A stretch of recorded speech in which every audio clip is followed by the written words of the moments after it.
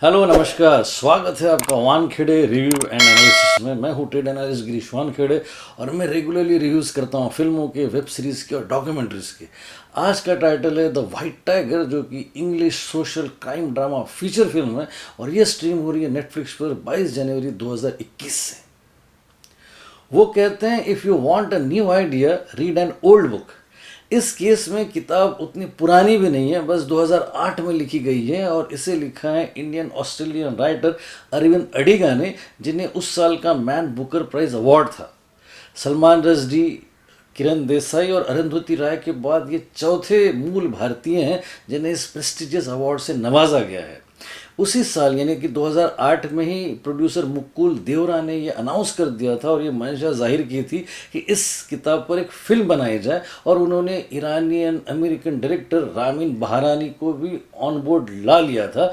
लेकिन वक्त बीतता गया, फिल्म बनी नहीं। अब उसके बाद कुछ वक्त के बाद रामीन बहारानी और मुकुल देवरा के बाद तीसरा नाम जोड़ा इस प्रोजेक्ट में प्रियंका चोपड़ा का, और फिर जाके फिल्म कंप्लीट हुई पिछले साल, और फिर इस साल 6 जनवरी 2021 को इसका प्रीमियर किया गया लास वेगास में और रिस्पांस पॉजिटिव था। उसके बाद 13 जनवरी को इसको लिमिटेड रिलीज़ किया गया यूएस में, और अब ये डिजिटली स्ट्रीम हो रही है नेटफ्लिक्स पर।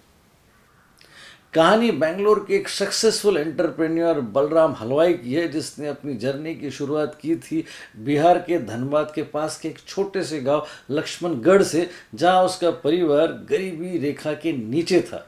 उसके पिता पर कर्जा होता है धनबाद के एक बड़े लैंडलॉर्ड का, और ये भी अपनी पढ़ाई पूरी नहीं कर पाता और चाय की दुकान में काम करने लग जाता है। लेकिन होता बड़ा एम्बिशियस है। वो किसी तरीके से जुगाड़ करके उस रईस लैंडलॉर्ड के यूएस रिटर्न बेटे का ड्राइवर बनने में सफल हो जाता है। अब ये जो यूएस रिटर्न बेटा है उस लैंडलॉर्ड का, उसकी पत्नी है प्रियंका चोपड़ा, और इस बेटे का रोल किया राजकुमार राव ने। और चूंकि ये यूएस से आए हैं, इसलिए सारे ड्राइवर्स को और अपने वर्कर्स को भी और अपने कलीग्स को भी एक ही नज़रों से देखते हैं। वो कोई कास्ट डिस्क्रिमिनेशन या क्लास डिस्क्रिमिनेशन नहीं करते। ऐसे में होता यह है कि एक रात को ड्राइविंग सीट पर होती है प्रियंका चोपड़ा, और उससे एक एक्सीडेंट हो जाता है, और उस एक्सीडेंट का इल्ज़ाम लेने के लिए इस गरीब ड्राइवर को मजबूर कर दिया जाता है। अब ये जो ड्राइवर है बलराम हलवाई, वो किस तरीके से उस ट्रैप से निकलता है और फिर एक वाइट टाइगर की तरह बनकर वहाँ से निकलकर बेंगलोर पहुंचकर अपनी एंटरप्रेन्योर की जर्नी शुरू करता है, उसकी है ये 128 मिनट की फिल्म, जिसमें क्लास कॉन्फ्लिक्ट, उसके अलावा कास्ट डिस्क्रिमिनेशन और गरीबी से पनपे हुए ह्यूमिलेशन और डिस्ग्रेस को बहुत ही खूबसूरत तरीके से उजागर किया गया है।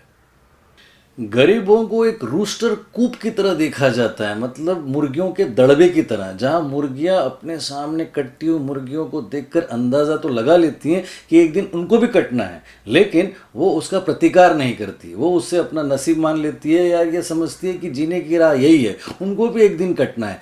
ठीक वैसे ही गरीबी की दलदल है। गरीबों को ये लगता है कि यही हमारा नसीब है, लेकिन उस गरीबी की दलदल से प्रतिकार करके निकलने की हिम्मत और फिर अपने मेहनत को बड़े ही ग्रेसफुल देखने का तरीका इख्तियार करने की कोशिश करता है अपना हीरो बलराम हलवाई, जो कि एक सिक्के सा है और वो खोटा नहीं है, लेकिन वक्त के साथ साथ वो खनकने लगता है। कहानी बड़ी लीनियर है और ट्रीटमेंट ओल्ड स्कूल है, लेकिन इस फिल्म में जितनी खूबियां हैं उतनी खामियां भी हैं।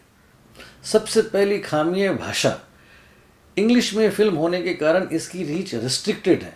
क्योंकि डिजिटल रिलीज के कारण फिल्म गांव-गांव तक पहुंच जाती है, लेकिन इंग्लिश का इतना प्रचलन नहीं है, इसलिए ये फिल्म सिर्फ शहरी एलिट क्राउड तक ही सीमित होकर रह गई है।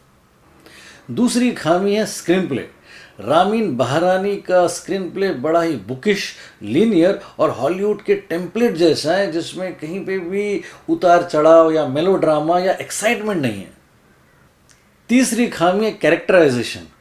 कैरेक्टर्स को डेवलप करते वक्त उनके ऊपर खास ध्यान नहीं दिया गया है, जैसे कि महेश मांजरेकर का लैंडलॉर्ड वाला कैरेक्टर, उनके बड़े बेटे विजय मौर्य का कैरेक्टर, उसके अलावा पॉलिटिशियन स्वरूप संपत का कैरेक्टर, और उसके अलावा प्रियंका चोपड़ा का कैरेक्टर। ये सारे कैरेक्टर बड़े कार्डबोर्ड नुमा हैं, मतलब रूटेड नहीं है और ना ही किसी इमोशन को डिफाइन करने में सक्षम है।